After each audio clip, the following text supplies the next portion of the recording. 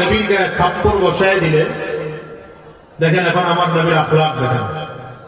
আচ্ছা বলেন তো, আমার নবী যদি চাইতেন, পাল্টা থাপ্পড় দেওয়ার মতো শক্তি আমার নবীর মধ্যে ছিল কি ছিল না? সবাই বিশ্বাস করেন আমার নবীর মধ্যে পাল্টা থাপ্পড় দেওয়ার শক্তি ছিল? আমার নবী পাল্টা থাপ্পড় দেন নাই।